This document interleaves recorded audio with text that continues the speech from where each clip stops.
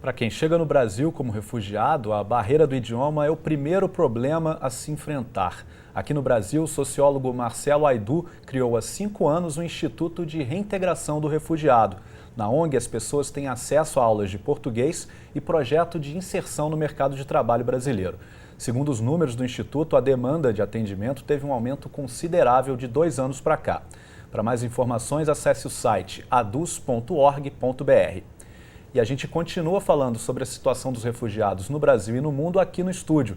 Eu converso com Diana Tomás, formada em Relações Internacionais pela Universidade Federal Fluminense e mestranda de Relações Internacionais pela PUC-Rio. E se você quiser participar dessa conversa, faça suas perguntas por telefone ou pelas nossas redes sociais. Os nossos contatos são o 0 Operadora 21 2273 5020, pelo Twitter no @canalfutura e pelo Facebook no Canal Futura Oficial.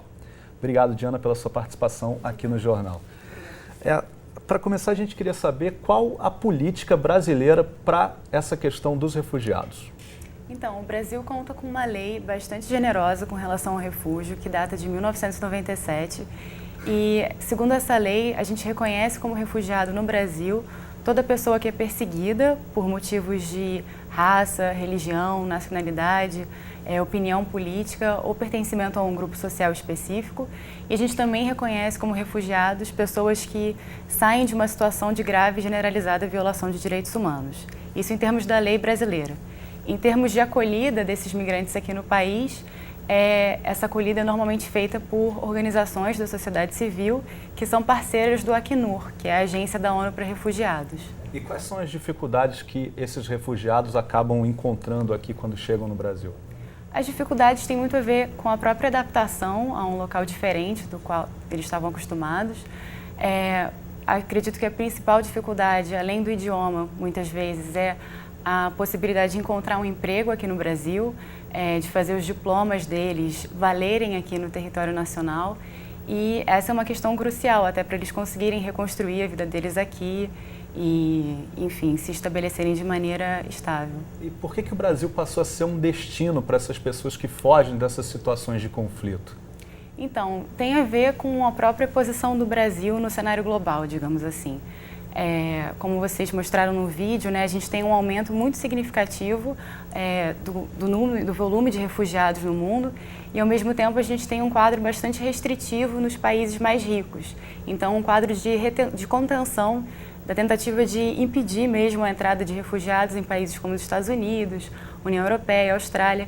Então, se você tem esse aumento de um fluxo global e um quadro bastante restritivo nesses países mais ricos, o Brasil acaba aparecendo como uma boa possibilidade, né? Essa ideia do Brasil emergente, de um Brasil com mais empregos, e essa imagem certamente tem atraído mais migrantes para o Brasil, inclusive refugiados. É comum o Brasil negar pedidos de refúgio?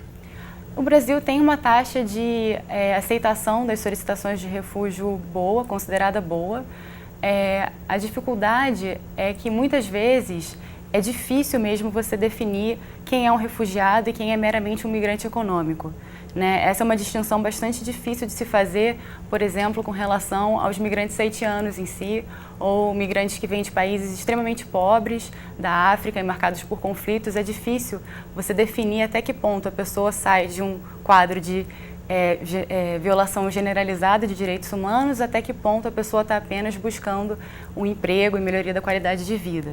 Então, grande parte das solicitações que o Brasil não aceita é porque o governo entende que essas pessoas estão aqui, na verdade, em busca de melhoria das condições de vida e não se enquadra na definição de refúgio. Os haitianos que vieram para cá, eles não são refugiados, né? Eles entram numa outra categoria, não é isso? Exatamente. É um caso muito especial no contexto migratório brasileiro, porque eles solicitam refúgio ao chegar ao Brasil, mas o CONARE, que é o Comitê Nacional para Refugiados, o órgão responsável pelo assunto no Brasil, chegou à conclusão de que, apesar deles virem de um quadro muito específico, em que o país foi atingido pelo terremoto, né, em 2010, então, reconhecendo que eles vieram de um quadro de destruição, de instabilidade, em que muitos não tinham outra alternativa senão sair do seu país, o governo brasileiro entendeu negar a eles a solicitação de refúgio, porque eles não se adequariam a definição clássica do termo, mas ainda assim, entendendo que eles mereceriam continuar no Brasil e não voltar ao Haiti, possibilitou que eles recebam esse visto permanente por motivos humanitários. Mas é o único caso que a gente tem agora no Brasil. A gente exibiu muitas reportagens sobre a situação dos haitianos ano passado e um dos problemas é justamente esse, o diploma deles não tem validade aqui no Brasil e muitos acabam tendo que, engenheiros ou médicos, enfim, outros profissionais que fizeram cursos superiores, acabam tendo que fazer trabalhos menos qualificados, por exemplo. Esse é um problema comum a eles também. E no caso, isso acontece com os haitianos e acontece com grande parte dos migrantes e refugiados no Brasil.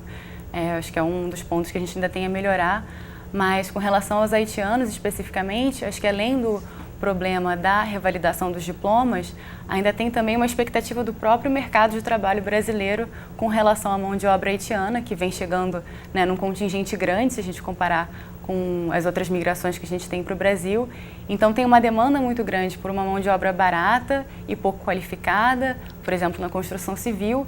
Então tem uma procura muito grande por eles, ao mesmo tempo em que eles precisam de um emprego e não conseguem o emprego das expectativas e qualificação deles. Então tem a ver também com essa expectativa nossa, né, de como empregar esses haitianos e das empresas brasileiras. Diana, tem rapidamente uma última pergunta.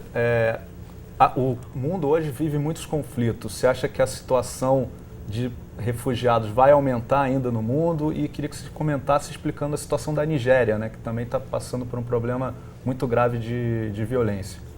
Então, a expectativa é sempre difícil a gente fazer, né, para os anos futuros, mas como a gente não vê uma solução de curto prazo para a crise na Síria, por exemplo, que é o caso mais grave que a gente tem com maior volume de refugiados, a tendência, se a gente puder se aventurar a dizer, seria de que sim, a gente teria um aumento ou pelo menos uma manutenção desse nível tão alto de refugiados que a gente está tendo no momento.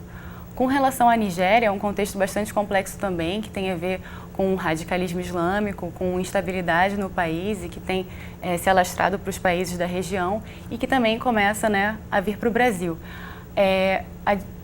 A Nigéria cai um pouco, nesse caso que a gente estava tratando, da dificuldade de definir se essas pessoas que estão vindo para cá são refugiados ou não. Grande parte dos solicitantes nigerianos tem tido as suas solicitações negadas, mas ainda assim tem casos também em que você consegue comprovar que a pessoa vem de uma área afetada pelo conflito atual ou que ela tem uma perseguição específica, né, que ela sofreu uma perseguição específica no seu país de origem. Então é um desses casos complexos que a gente tem hoje em dia e que eu acho que o Brasil está começando a ter que lidar com isso, né, a partir do momento que a gente está recebendo essas pessoas diretamente. Tá certo, Diana. Muito obrigado pela sua participação. Imagina.